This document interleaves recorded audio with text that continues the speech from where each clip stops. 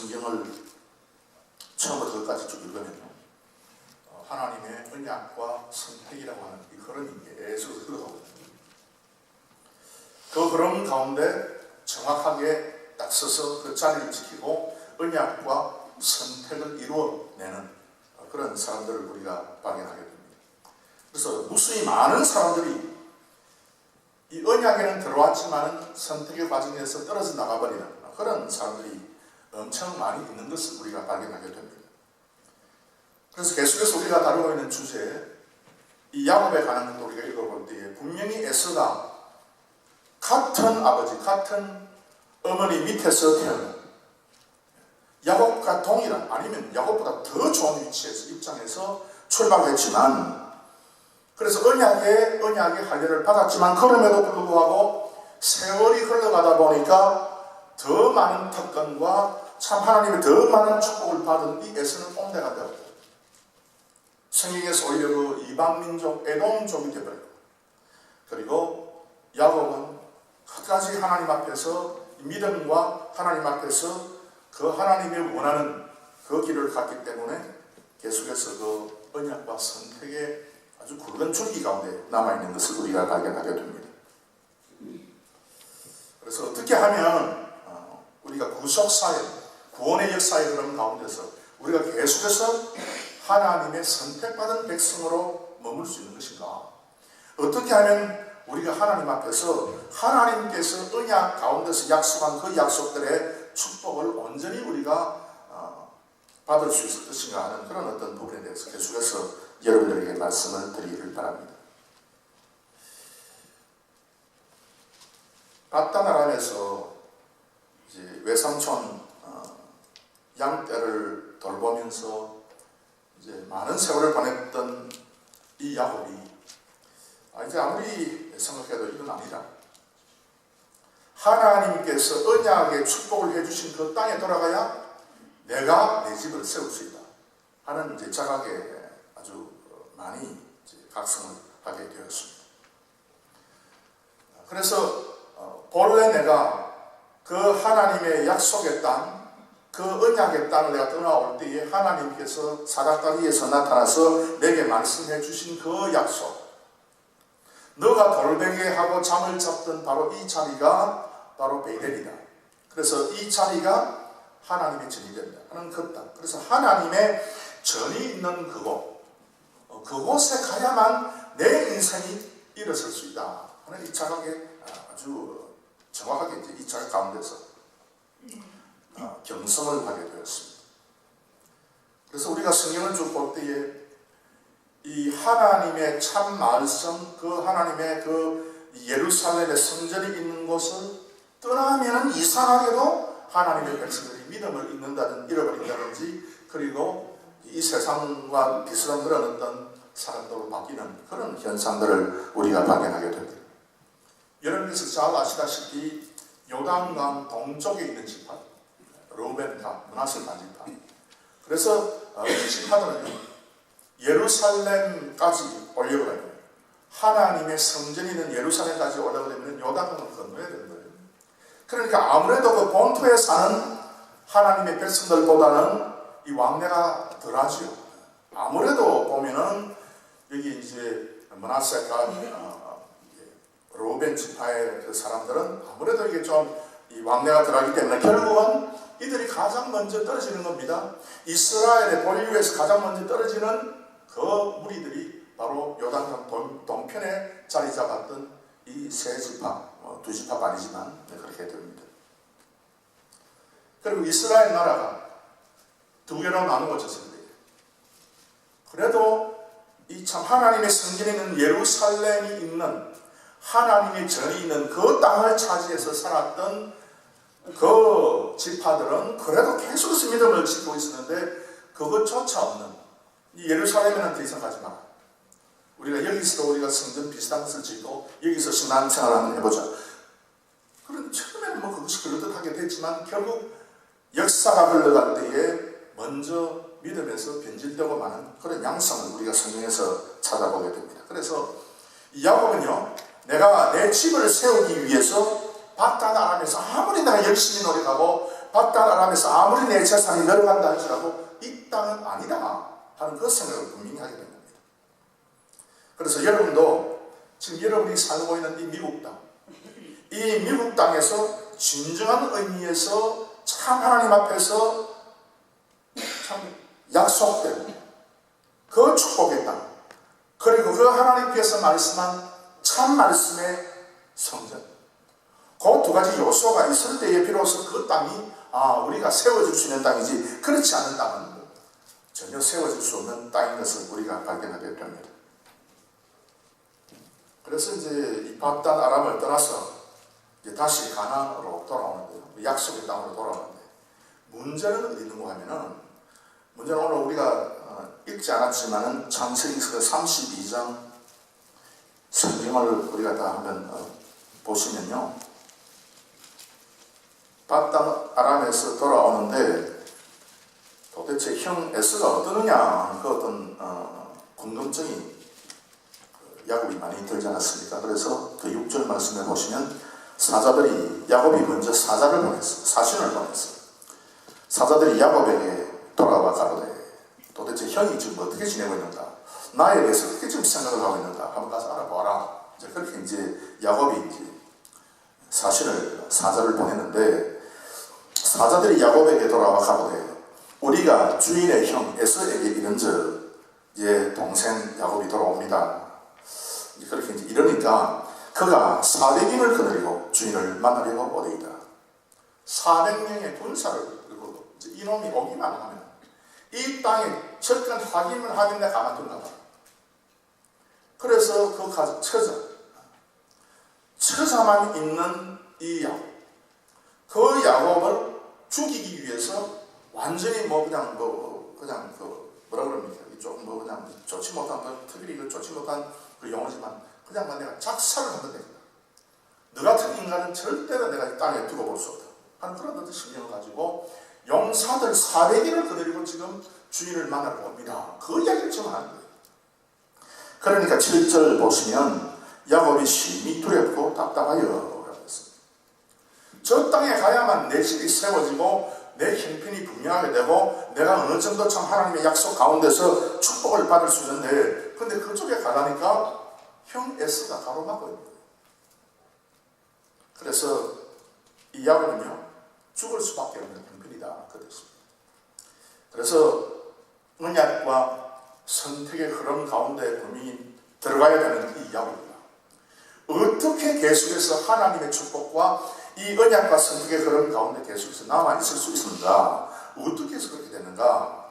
오늘 성경 본문이 그 야곱의 가졌던 그 문제를 해결하는 방법에 대해서 정확하게 우리에게 설명을 하고 기록을 하고 있습니다. 그래서 하나님의 언약의 백성들, 믿음의 사람들, 이 세상을 살아갈 때 여러 가지 문제들을 만나게 됩니다. 그래서 인간 관계의 문제, 또 삶의 문제, 경제의 문제, 미래의 문제, 가정의 문제, 부부간의 문제, 자식의 문제, 여러 가지 문제들이 생기는데 그 문제들을 어떻게 해결할 것인가? 야곱이 위기의 상황을 맞아가지고 어떻게 이 위기의 상황을 넘어갈 수 있을 것인가 하는 것 아주 중요한 말씀을 하시는 거예요. 그래서 이 말씀에 있는 그 원리를 우리의 삶에 적용시키면 우리도 하나님의 축복을 받을 수 있다.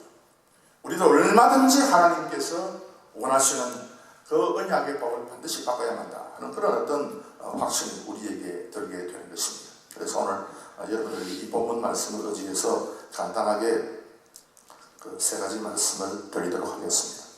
먼저 이제 이것이 온전한 그 축복을 이루는 방법에 관한 말씀인데요. 그래서 첫 번째 24절에 이렇게 말씀하고 있습니다. 24절 말씀을 보면 그 22절부터 제가 읽었는데 22절부터 밤에 일어나 두 아내와 두 여종과 11아들을 인도하여 야복 나루를 건널세 그들을 인도하여 시내를 건네며 그 소유도 건네고 야곱은 홀로 남았더니 야복 강에 홀로 남았다 그랬습니다. 어떤 사람이 날이 새도록 야곱과 씨름하다가 그랬습니다. 이 야복 그 나루를 반드시 건너야 이제 가나안 땅으로 들어갈 수 있는 것입니다. 제가 시도를 한번 여러분들에게 보여드리도록 하겠습니다. 확대를 좀 큰 것으로 크게 합니다. 전체가 보입니다. 이스라엘 전체가. 이게 지금 이스라엘 땅입니다.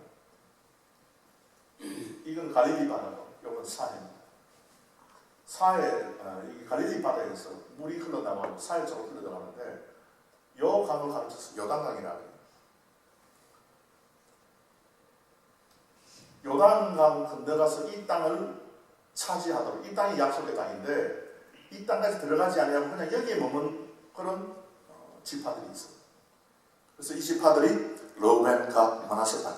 그래서 므낫세는 한쪽은 여기, 한쪽은 이쪽에 그렇게 차지를 했죠. 그런데 야복강은 어디 있는가 하면은 이쪽에 처음 그 장면으로 확대를 좀 해주시기 바랍니다. 야복강은 어디 있는가? 여기가 갈릴리 바다고 여기가 사해인데 요단강이 쭉 흘러가면 요 한 중간점에 여기 야복강이 있어요. 바다 나라는 어디 있는 저 위에 있죠. 저 위에서 내려와가지고 이제는 야복강을 건너고 이제는 어디로 돌아가면 이 베델, 처음에 하나님을 만납니다.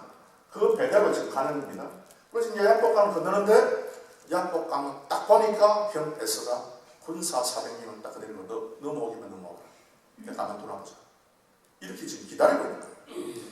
그래서 이 문제를 해결하기 위해서 야곱이가 다른 모든 사람과 동물 다 들여보내고 혼자 이 야복에 남았습니다.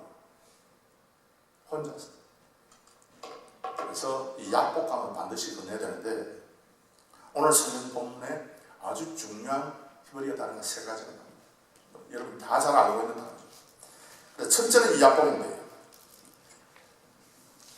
야복강에서 실험하지 아니하면 절대로 하나님의 주시는 그 온전한 축복을 받아낼 수 없다 하는 것을 성경이 말씀하고 있습니다.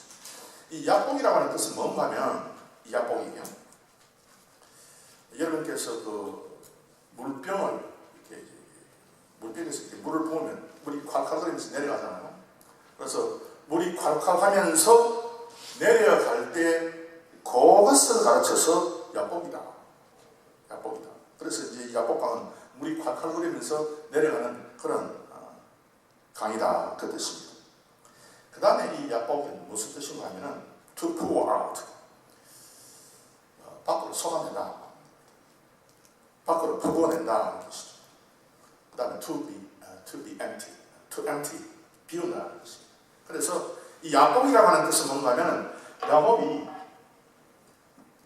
이 자리에서 가나안 땅에 들어가려고 하면은 그래서 베델까지 이르기 위해서는 무엇을 해야 되느냐? 다른 것 없고 너 자신을 비워내라.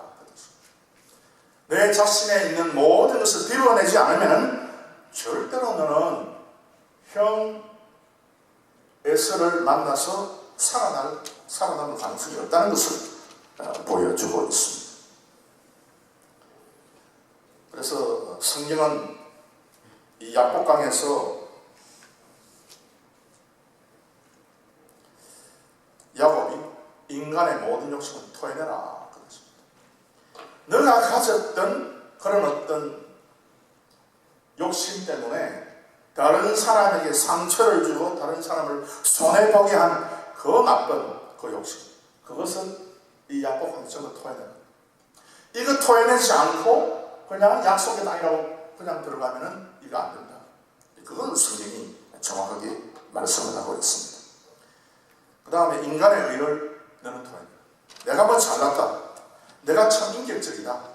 다른 사람에 비해서 나는 그래도 참 쓸만한 사람이다. 나는 착한 사람이다. 하는 그런 잘못된 생각을 야곱이 너는 전부 다 토해낸다.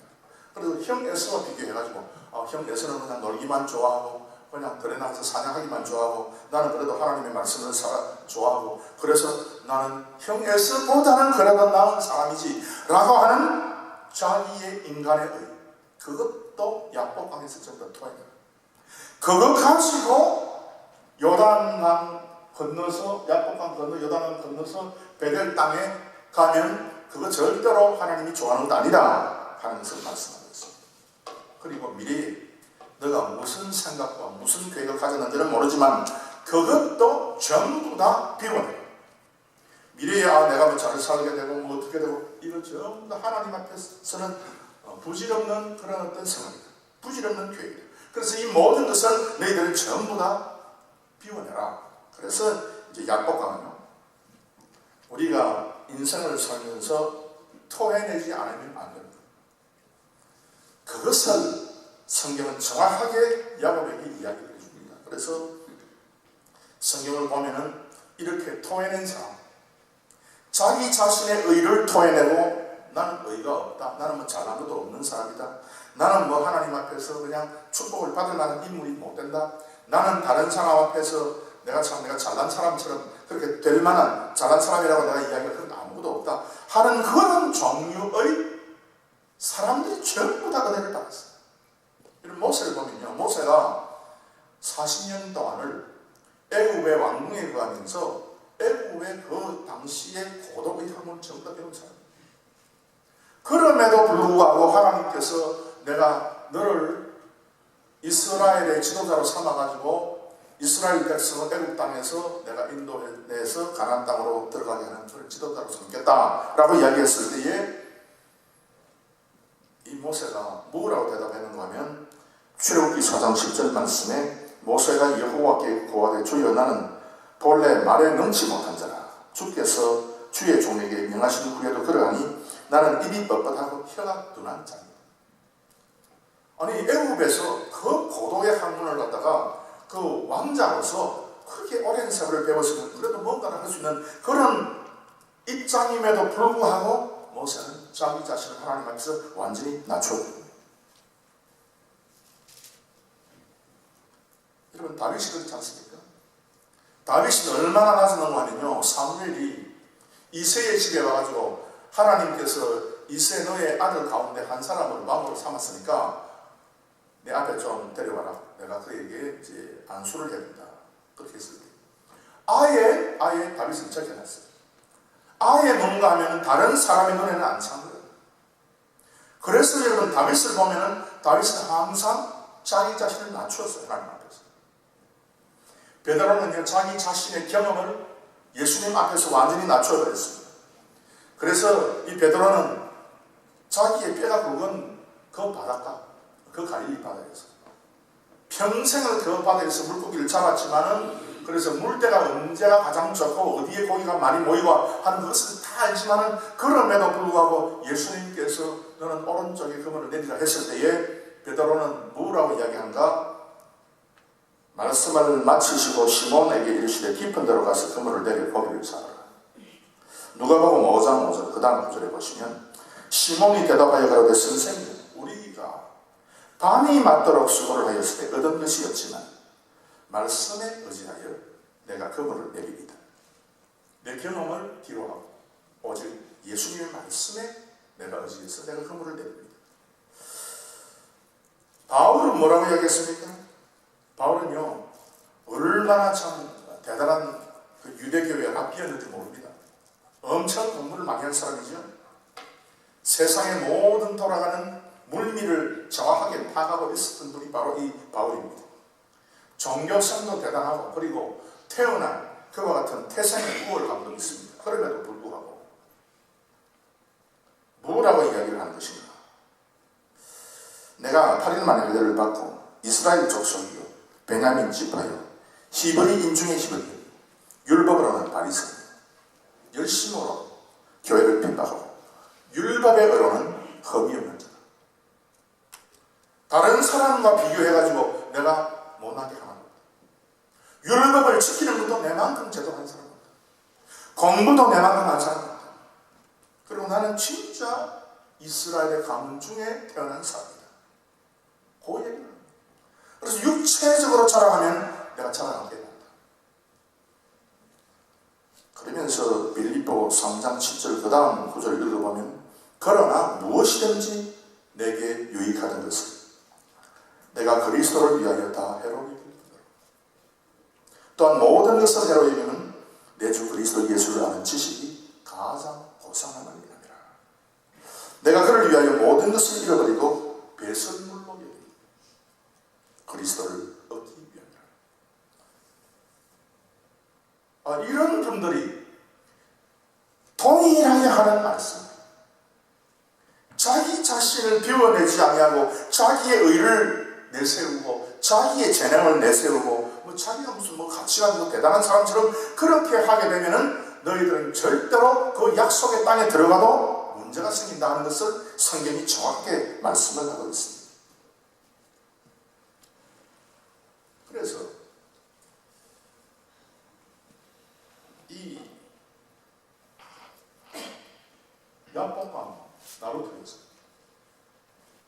야곱이 정확하게 말씀한 것이고, 그리고 정확하게 하나님께서 야곱에게 요구한 것이고, 너는 너 자신이 무가치한 존재로 분명히 깨달아라.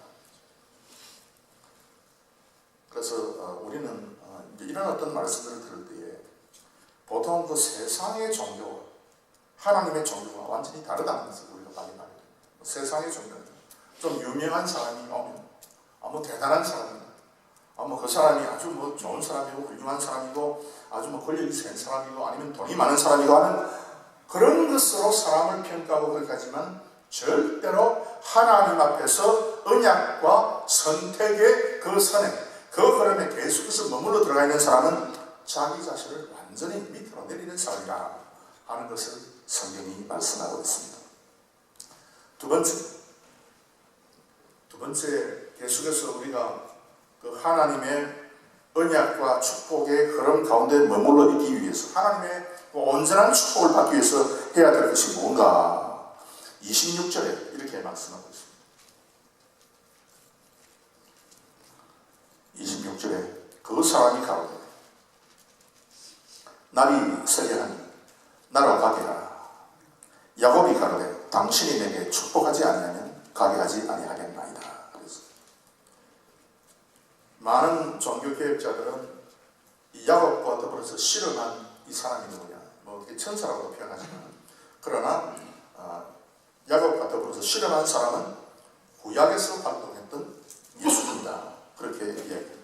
그래서 아직도 성육하지 않았던 예수님도 계속해서 구약시대에 활동을 했듯이 그런 어떤 예수님, 야곱과 더불어서 나타나서 지금 실험을 했다, 그렇게 이야기하고 있습니다. 그러면서 이제 실험했다, 싸웠다, 그렇게 이제 했는데, 히브리에 보면은 성경에 두 종류의 싸움이 있어요.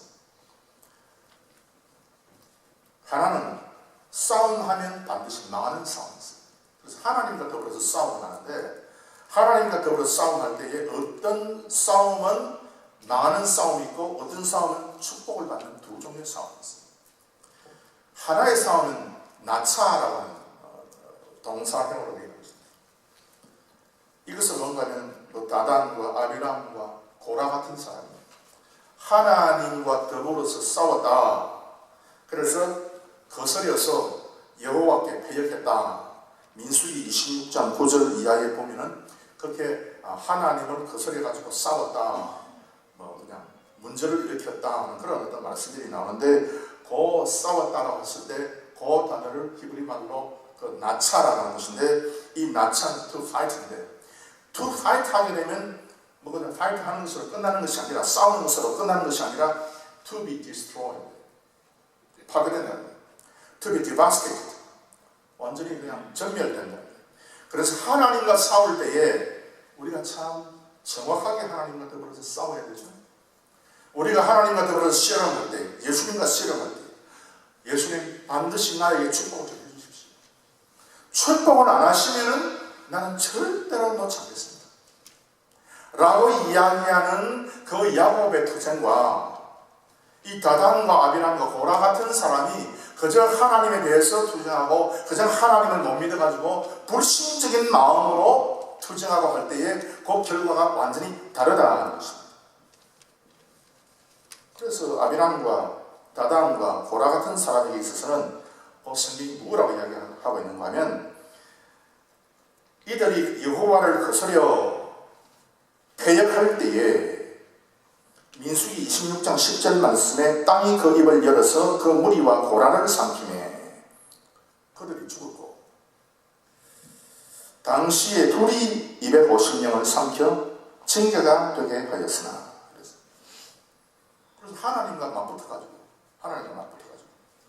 승리하는 사람, 그래도 참 축복을 받는 사람이 있고, 여기에 언급한 민수기 26장에서 언급한 그런 사람들처럼 이게 죽임을 당하는 그런 사람이 있는 것이죠. 성경이 오늘 창세기 32장에 야곱의 싸움을 뭐라고 이야기하고 있는가 하면요, 사라가 그래서 뭔가 이 사라에서부터 이스라엘이 나오는 것이죠. 사라는 이는 그냥 앞으로 이제 동사형 앞에 붙은 접두비를 이루거든요. 이스라엘. 하나님과 실험했다. 하나님과 싸웠다. 그런 뜻이 사라라는 말을 이제 찾아보면 to persist, 끝까지 고집하고 주장.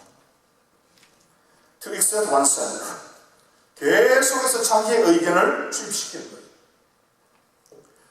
to persevere, 계속해서 꺾여지지 아니하고 계속해서 이제는 자기의 생각을 계속해서 주장하는 그것을 가르쳐서 이제 사라, 이제 그렇게 얘기하는 것입니다. 그래서 사라, 그 다음에 에르는 하나님. 그래서 그가 하나님과 to fight, 싸웠다. 하나님과 더불어서 오늘 성경에는 성경에는 이제 뭐라고 되어 있는가 하면은 그 28절 말씀에 그 사람이 가로되 내 이름을 다시는 야곱이라 부를 것이 아니요 이스라엘이라 부를 것이니 이는 내가 하나님과 사람으로 더불어 겨루어 이겼음이니라. 겨루어 이겼다, 겨루었다, 싸웠다, 실험했다, 그런 뜻이죠. 그래서 성경이 이야기하고 있는 것이 뭐냐, 자기의 축복을 받고 하나님께서 야곱에게 축복해 주실 그것을 끝까지 고집하면 그거는 히브리 말로 이 사라라 그렇게 표현을 해가지고 이 사라가 이제 고집하다, 싸운다, 끝까지 주장한다 하는 그런 뜻입니다. 뒤에는 어떻게 되어 있는가 하면 to be king, 왕이 됩니다. to conquer, 정복하는 뜻입니다. 그래서 끝까지 하나님께서 복을 나에게 주셔야만 된다는 그것을 고집하는 사람은 반드시 하나님께서 그 사람의 고집을 들어주신다, 그 뜻입니다. 그래서 야곱이 하나님과 투쟁할 때 이게 어떻게 되는가, 하나님과 싸울 때 어떻게 되는가, 하나님은 계속해서 뭐라고 이야기하는가 하면은 너는 무가치하다. 계속해서 이제 약복강에서 이제 실험했다 할 때 실험이 뭔가 하면은 하나님께서는 실험이 아파크라고 하는 단어인데, 이 아파크라고 하는 단어는 뭐냐면, 여러분 혹시 그 예전에 우리 한국에 우리가 우리 고등학교 볼 때쯤 되면 뭔가 여러분 그 두더지 잡는 게임 있잖아요.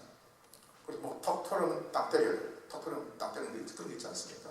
그래서 어디서 튀어나올지 모르지. 그래서 뭐 땅굴 속에 그 두더지가 딱 오면 땅 때려서 이제 점수를 올리고 뭐 선물도 받고 상도 받고. 이 아파트가 뭔가 하면 딱 오르면 위에서 망치로 딱 때리는 거예요. 그걸 아파트. 야곱이가 너는 무가치한 사람이다. 너는 축복을 받을 자격이 없어. 라고 천사가 이야기했을 때, 예수님이 이야기했을 때, 예수님, 나는 그래도 축복받아야 되겠습니다. 예수님은 계속해서 망치질을 하는 거예요. 예수님은 계속해서 망치질을 하는데, 그런데 그것에 굴하지 않고 계속해서 그럼에도 불구하고 나는 하나님의 축복을 받아야 되겠습니다. 그걸 주장합니다. 그런 사람, 그런 어떤 하나님과의 싸움에 있어서는 하나님께서 반드시 그 사람에게 이기도록, 왕이 되도록 만들어 주신다, 그런 뜻이죠. 그래서 여러분, 오늘 성경은 우리에게 어떤 것을 정확하게 말씀을 하고 있는 것인가? 하나님은 계속해서 우리에게 너는 하나님 앞에서 복을 받겠다고 좀 이야기해라. 하나님 앞에 복을 받겠다고 건덕지게 늘어지는 그런 모습은 너가 좀 가져라. 좀 회복가 안 되면 뭐 하나님께서 복을 주든지 말든지, 또 하나님을 거역해서 뭐 하나님은 하나님이고 나는 나고, 그런 식으로 하지 말고 야곱처럼 끝까지 한번 끈질기게 늘어붙여라. 그래서 하나님께서는 하나님과 겨루어 이겼다 하는 의미에서 너는 이제 야곱이라고 하지 말고 이스라엘이라 하라, 그렇게 이야기했습니다. 그래서 여러분께서 이스라엘이라고 하는 단어를 들을 때 어떤 생각을 해야 되는가 하면, 내가 간청하면, 내가 축복을 받겠다고, 내가 참 잘 되겠다고, 내가 승리하겠다고, 내가 예수님을 잘 믿겠다고 그렇게 기도하고 그렇게 간청하면 하나님은 반드시 허락해 주시는 분이다. 그것이 이스라엘.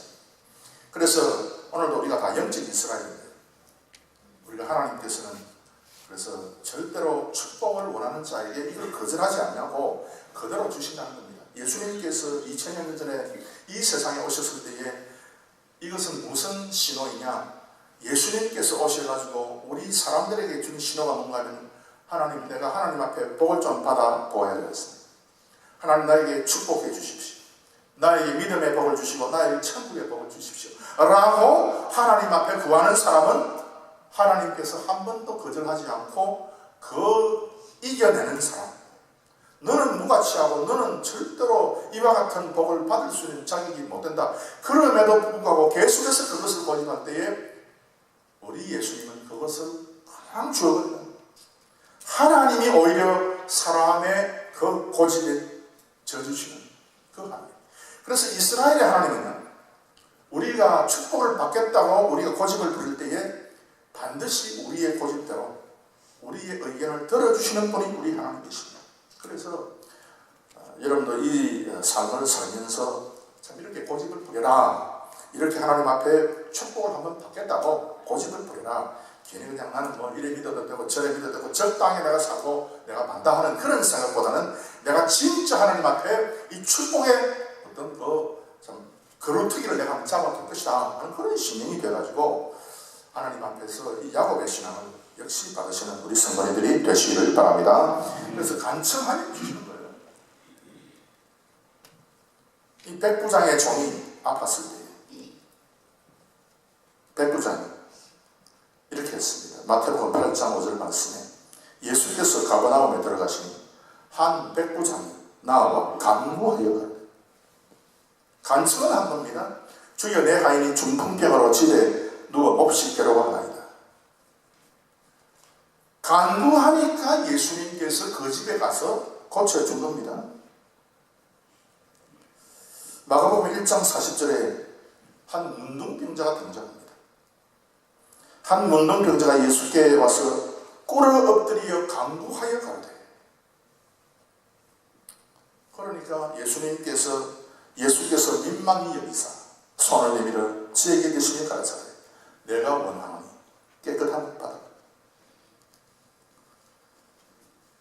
이런 말씀들이 성경에 꽉 차 있습니다.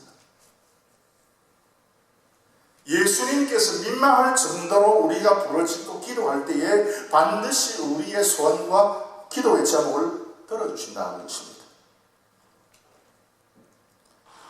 회당장 중 하나인 야이로라는 이가 와서 예수를 보고 발 아래 엎드려 많이 간구하여 가로되 내 어린 딸이 죽게 되었사 오셔서 그 위에 손을 얹어서 그로 구원을 얻어 살게 하소서. 발 아래 엎드려 많이 간구하니까 이게 바로 이스라엘, 이게 진짜 영적 이스라엘 사람들이 할 수 있는 것이 바로 이런 거죠. 하나님의 축복이 있으면 하나님 저 축복, 나는 무자격자고 나는 인격적으로도 안 되고 나는 뭐 지식도 없는 사람이고 그렇지만 하나님께서 주시려고 하는 그 축복은 내가 받아야 되겠습니다. 끝까지 하나님 앞에 이스라엘은 끝까지 우리가 고집하고 끝까지 우리가 투쟁해서 하나님의 축복을 쟁취하는 우리 성도님들이 되시기를 주의 이름으로 축원합니다. 그래서 성경은요, 우리에게 무엇을 말씀하고 있는가 하면 우리 사람이 하나님 앞에서 끈질기게 요구하고 끈질기게 원하면 하나님께서 반드시 들어주신다. 그 뜻입니다. 그래서 여러분의 자녀가 여러분의 마음에 맞지 않는 결혼 상대자를 데리고 가지고 좀 이거 결혼 좀 시켜주십시오 라고 이야기하면요, 안 된다 그러잖아요. 안 된다. 다른 사람은 좀 어떻게 봐라 그렇게 얘기하는 거죠. 그런데 그 우리 자녀가 끝까지 거짓말 안 들어줄 부모가 이게 아무렇죠. 그런데 우리 자녀는 그걸 몰라요. 우리 자녀는 뭘 모르는가 하면은 계속해서 우리 부모에게 한 번 간청하고 두 번 하고 또 한 번 부탁하고 또 그냥 잘 봐달라고 그러고 참 귀엽게 봐달라고 그러고 참 좋은 사람으로 봐달라고 그러고 또 한 번 더 간청하고, 그렇게 하면 결국은 부모들은 그 간청에 못 이겨서 허락을 하고야 만다는 고치리를 우리 자녀들 몰라. 그러니까 부모가 한번 노 하면 화를 내죠. 그 원리를 모르고 왜 반대하느냐 뭐 그런 식으로 이제 싸움을 이제 하려고 그러지, 이 부모들의 심정을 제대로 모릅니다. 그래서 우리도 하나님 앞에 우리의 반드시 필요한 하나님의 축복을 뭐든지 간에 무엇이든지 원하는 대로 구하라 그리하여 주시리라 그랬는데, 그렇게 우리가 원하고 기도하면 반드시 그것을 우리가 취하게 되어 있는데 그 원리를 모르고 그냥 적당히 해보다 그냥 중단하는 사람이 이 세상에 대단히 많습니다. 끈질기게 해요. 이렇게 이야기하니까 어떤 사람이 질문을 해옵니다. 그러면 이 세상에서 내가 돈을 구해도 하나님이 주십니다. 그 이야기예요. 저는 대답합니다. 맞습니다. 돈을 구해도 하나님은 돈을 주십니다. 무엇이든지 구하는다 주십니다. 무엇인데도 내 마음에 원하는 것을 구하면 하나님께서 주신다 그랬는데, 그래서 돈도 뭐도 전부 다 하나님께서 주십니다. 그런데 한 가지 더 이야기될 것은 우리가 어리석을 때 구하는 것, 우리가 지혜로울 때 구하는 것 다르잖아요. 지혜롭게 우리가 구해야 되는데 그 지혜는 어디에 있는 것인가? 성경에 있는 것이죠. 하나님의 말씀이 처음부터 끝까지 흘러가는데 이 말씀 가운데서 내가 어떤 하나님의 주시는 그 축복이 어떤가 하는 것을 알고 그것을 가지고 기도하면요, 성공하는 삶이 되잖아요.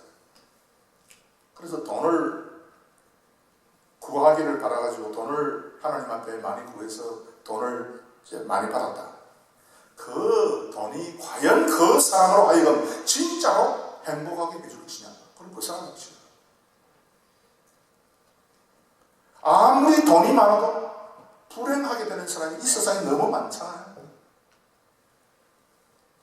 도무지 그 돈을 가지고 무엇을 할 것인가, 내 인생이 그 돈으로 어떻게 하면 내가 진짜 유익한 의미 있는 삶을 살 것인가, 그건 또 다른 문제예요. 그래서 성경은 우리에게 인생의 참된 가치가 무엇인지, 참된 인생의 행복이 어디에 있는 것인지를 정확하게 알고 그것을 위해서 간구하고 기도하도록 말씀하고 있습니다. 여러분 자녀를 위해서 기도하지 않습니까? 자식이 여러분의 기도의 소원대로 참 아주 공부도 잘하고 또 성적도 좋고 또 좋은 대학에 나오고 또 뭐 학위도 많이 받고 그랬는데, 만약에 이 자녀가 교회를 멀리하고 하나님을 멀리하고 예수님을 부인하게 되면 그 무슨 소용이 있느냐 그 말입니다. 그래서 우리가 하나님 앞에 간구할 때에 정확하게 알고 진짜 이 성경이 어떻게 흘러가는 그걸 알고 간구를 해야지 하나님 앞에서 진짜 참된 것을 우리가 받을 수 있지. 그렇지 않고 그냥 적당하게 그냥 불신자처럼 그렇게 간구해서는 안 되겠다는 것입니다. 마지막 세 번째, 하나님의 그 언약과 선택의 흐름 가운데 들어서기 위해서, 계속해서 남아있기 위해서, 그리고 그 꽃을 피우기 위해서 어떻게 해야 될 것인가. 마지막에 그 30절 말씀에 이렇게 말씀하고 있습니다. 그러므로 야곱이 그 이름을 브니엘이라 하였으니 그가 이르기를 내가 내가 하나님과 대면하여 보았으나 내 생명이 보존되었다 함이더라.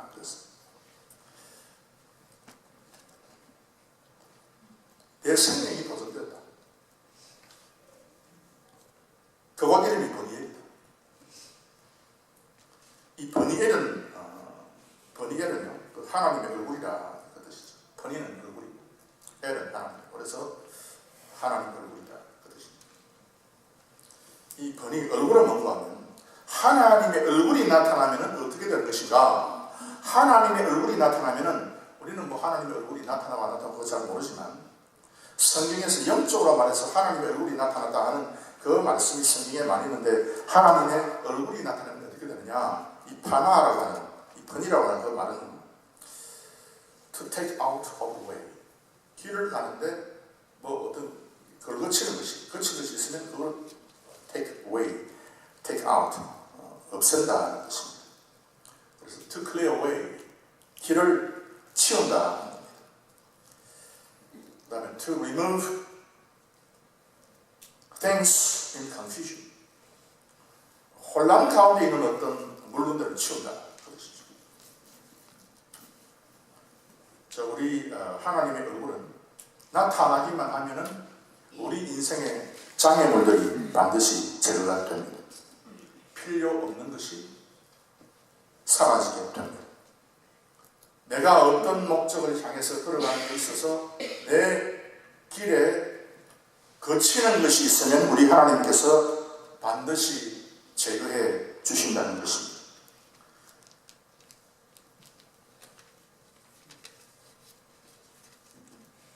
이스라엘 백성한테 놓여 있는 그 장애물들이 있었습니다. 이스라엘 백성들이 애굽에 살 때에 여러 가지 고생을 많이 하다가 이제는 하나님의 명령을 받아서 가나안 땅으로 가는데 그 앞에 놓여 있는 여러 가지 수많은 장애물들, 그 장애물들을 하나님의 얼굴이 나타나니까 그것이 사라지고 없더라 그 뜻입니다. 홍해 바다가 반드시 물이 있었는데 그 물이 사라지고 없더라.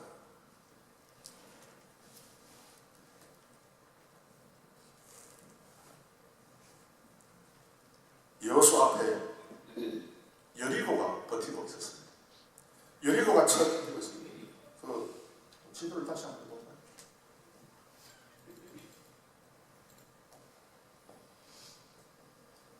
이스라엘 백성들이 애굽은 이미 있죠. 애굽에서 이제 쭉 가가지고 나와서 홍해를 건너고 쭉 가서 시내 광야를 이렇게 40일 동안 유리방황하다가 이쪽으로 올라가서 에돔 지역을 지나서 모압 지역을 지나서 이제는 그래서 이제 이 여리고가 있더라고요. 이제 요단강을 건넜습니다. 요단강 딱 건너가면 첫 성이 여리고예요. 그래서 여리고를 이제 한다고 했는데 이 여리고가 돌로 지어진 아주 거대한 돌벽으로 이루어진 그런 성이었어요.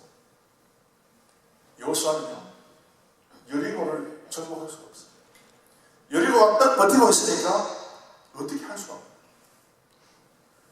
그런데 이 여리고를 공격하기 전에 하나님의 군대의 군대 장관이 나타나서 여호수아에게 이야기했습니다. 너만 가는 게 아니다. 내가 가는 거다. 그래서 이 여리고라고 하는 장애물이 그렇게 쉽게 없어진 거예요. 이건 하나님의 능력이에요. 뭐 사람이 이랬다 저랬다 할 수 없는 것입니다. 여러분의 인생에 여러 가지 방해물들, 방해되는 그런 어떤 것에 있어서 하나님께서 자동적으로 없애주시고 치워주시는 거예요. 그 하나님의 얼굴이 나타나는 거예요. 여호수아 앞에 여리고가 버티고 있었어요. 이거 하나님께서 하셨어요. 그 다음에 목적이 바로 아이성이죠. 이 아이는 이스라엘 백성이 불순종하니까 하나님이 떠나버린 거예요. 하나님의 얼굴이 나타나지 않으니까 이 조그만 아이성 2,000~3,000명만 올라가서 싸우면 된다고 했는데 결국은 패배하고 말았습니다. 그래서 하나님을 믿는 하나님의 백성들이 하나님의 얼굴이 나타나는 것이 참 중요하다. 하나님의 얼굴을 보는 것이 중요하다는 것이죠. 중풍병자의 친구들이 있었어요. 내 친구가 중풍병에 들었는데 이 예수님 앞에 가서 예수님이 한 번만 손을 대주면 이 친구의 병이 낫는데, 언제 한번 예수님께서 오실 때에 이 친구를 들것에 매여가지고 들것에 이제 높여가지고 가자. 또 갔는데 보니까 그 집 앞에, 예수님 계신 집 앞에 너무 사람이 많아가지고 용식할 수 없을 정도로, 몸을 움직일 수 없을 정도로 그 사람이 앞다리 차 있었어요. 여러분, 사람의 장애물이 있었어요. 근데 그 장애물을 친구들이 어떻게 해결했는가? 여러분, 반드시 내가 믿음으로 내가 어떤 축복을 받아내기를 바라면요, 반드시 길이 생기게 되는데, 사람이 너무 많기 때문에 우리는 지붕으로 올라가서 지붕을 뚫고 우리 친구의 침상을 따라내리자.